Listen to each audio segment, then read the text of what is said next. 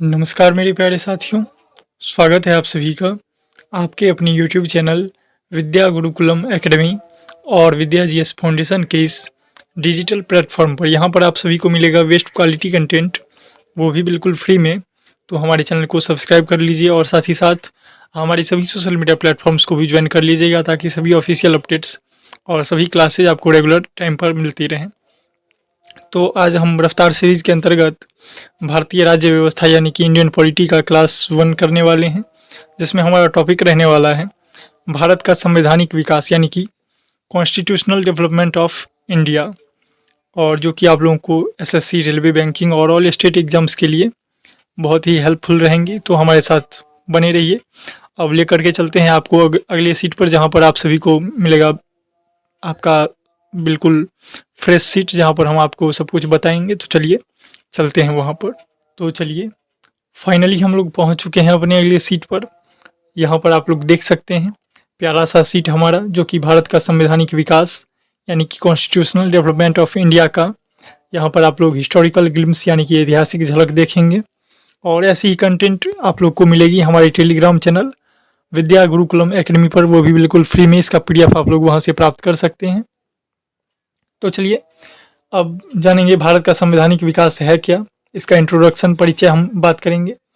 भारत का संवैधानिक विकास एक लंबी ऐतिहासिक प्रक्रिया है, जो ब्रिटिश शासन के दौरान विभिन्न अधिनियमों और सुधारों के माध्यम से विकसित हुआ।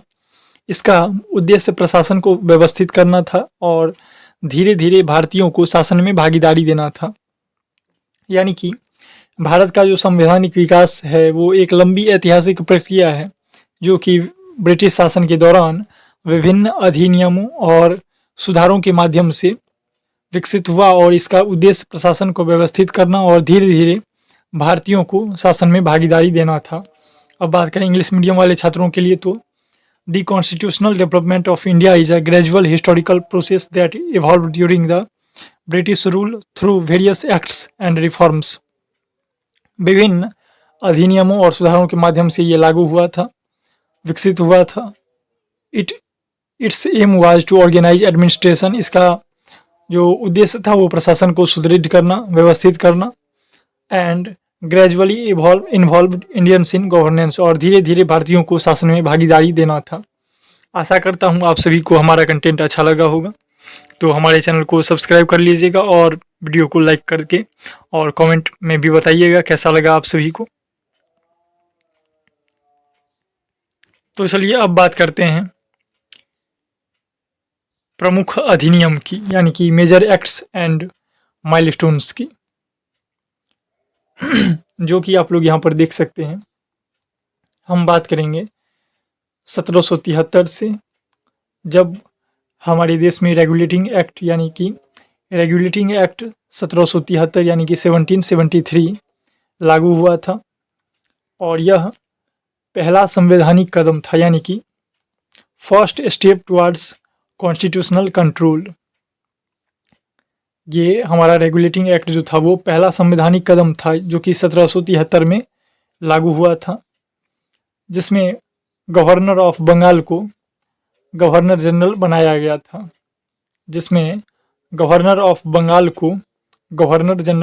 गया था। और सुप्रीम कोर्ट की स्थापना की गई थी। तो आप सभी को पता चल गया होगा कि रेगुलेटिंग एक्ट 1773 में क्या सब हुआ था। ये एक पहला संवैधानिक कदम था, यानी कि first step towards constitutional control था। उसमें गवर्नर ऑफ बंगाल को गवर्नर जनरल बनाया गया था, यानी कि governor of Bengal became governor general, और सुप्रीम कोर्ट की स्थापना की गई थी, यानी कि एस्टेब्लिशमेंट ऑफ सुप्रीम कोर्ट, यानी कि सुप्रीम कोर्ट की स्थापना उसी में रेगुलेटिंग एक्ट के थ्रू की गई थी।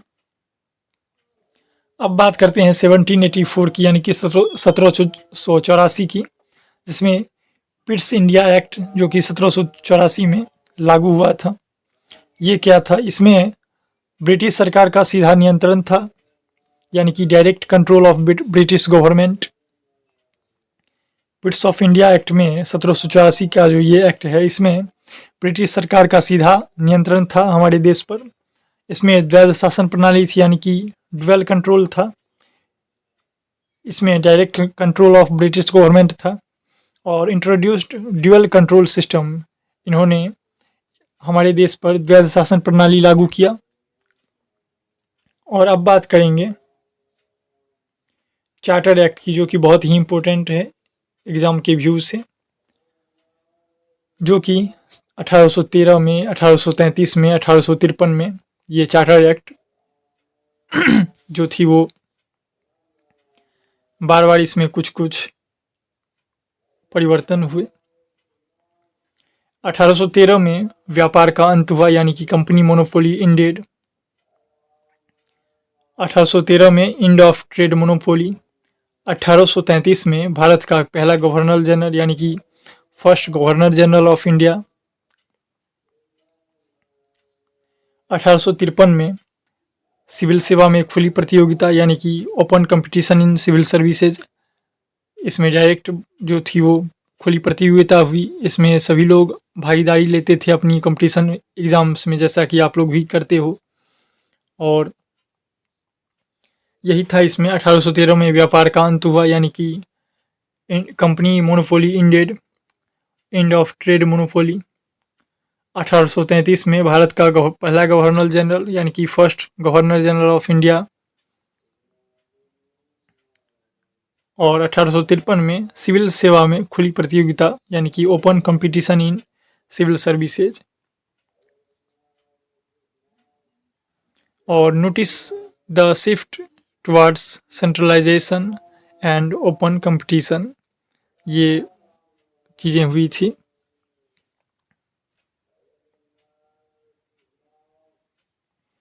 अब इसके बाद बात करेंगे भारत शासन अधिनियम, यानी कि 1858 में जो ये एक्ट, भारत शासन अधिनियम, गवर्नमेंट ऑफ इंडिया एक्ट 1858, यानी कि 1858, जिसमें कंपनी का शासन समाप्त हुआ, ब्रिटिश क्राउन का शासन शुरू हुआ, यानी कि end of East India company rule. और rule transferred to British crown. और बात करें 1909 की, इसमें भारतीय परिषद अधिनियम 1909, यानी कि इंडियन काउंसिल्स एक्ट, यानी कि 1909, जिसमें मुस्लिमों के लिए अलग निर्वाचन, separate electorates, introduce separate electorates for Muslims, ये चीज़ें इसमें लागू हुई थी। मुस्लिमों के लिए अलग निर्वाचन, यानी कि सेपरेट इलेक्टोरेट्स लागू हुआ था। आशा करता हूँ आप सभी को अच्छा लगा होगा हमारा ये कंटेंट, और आप सभी को अच्छे से समझ में भी आ रहा होगा। तो चलिए आगे बात कर देंगे 1919 की, यानी कि 1919 की, जिसमें भारत शासन अधिनियम, गवर्नमेंट ऑफ इंडिया एक्ट 1919, जिसमें द्वैध शासन, यानी कि डायरार्ची की शुरुआत हुई थी। इंट्रोड्यूस डायरार्ची, जिसमें द्वैध शासन प्रणाली की शुरुआत हुई। और प्रांतीय स्तर पर प्रशासनिक विभाजन हुए, division of subjects eight provisional level. प्रांतीय स्तर पर प्रशासनिक विभाजन हुए थे, अलग अलग लेवल पर उसमें बांटा गया था। प्रांतीय स्तर पर, प्रांत के लेवल पर में प्रशासनिक विभाजन हुए थे, तो उस हिसाब से हर एक लेवल में उनको बांटा गया। और अब बात करेंगे 1935 की, यानी कि भारत शासन अधिनियम 1935 की, गवर्नमेंट ऑफ इंडिया एक्ट 1935 की, जिसमें संघीय व्यवस्था का प्रस्ताव, यानी कि प्रपोज्ड फेडरल सिस्टम, प्रांतीय स्वायत्ता, यानी कि प्रोविजनल ऑटोनोमी, और भारतीय संविधान का आधार, यानी कि बेसिस ऑफ इंडियन कॉन्स्टिट्यूशन, ये सभी चीज़ें इंडियन कॉन्स्टिट्यूशन के आधार पर इनको नियमित रूप से इस सिस्टम को लागू किया गया।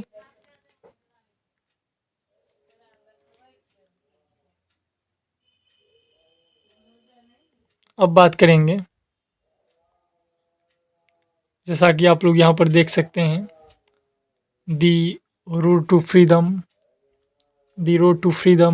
और यहाँ पर भी आप लोग देख सकते हैं द रोड टू फ्रीडम। यहाँ पर आप लोग देखेंगे the doctor Bhimrao Ambedkar with drafting committee, संवैधानिक सभा की जो कमेटी थी उनके साथ यहाँ पर भीमराव अंबेडकर को आप लोग यहाँ पर देख सकते हैं ड्राफ्टिंग कमेटी के साथ।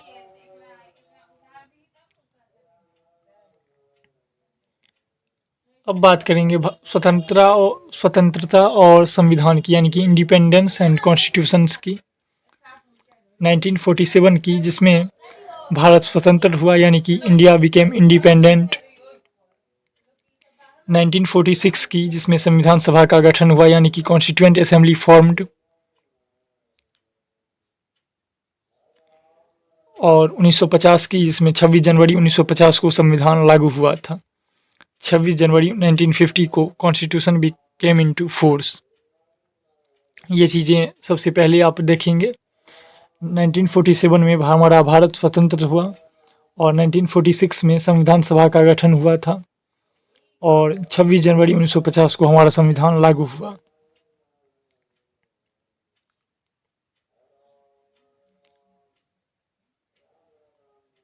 और अब बात करेंगे निष्कर्ष की, यानी कि कॉन्क्लूजन की।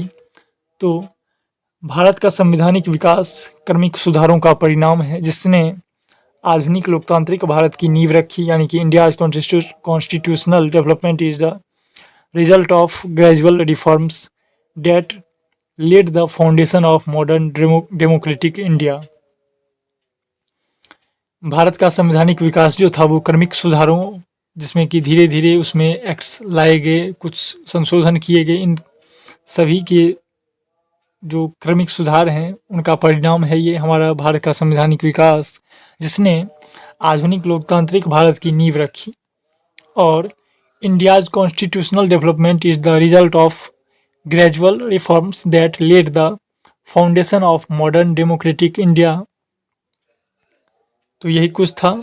और एग्ज़ाम टिप्स की बात करें एसएससी बैंकिंग रेलवे के लिए, तो आप लोग मोस्ट इम्पोर्टेंट ईयर्स आप लोगों के लिए ये है कि 1773, 1758 और 1919 और 1935, इसमें जो भी एक्ट्स हैं इन सभी को आप लोग याद रखेंगे।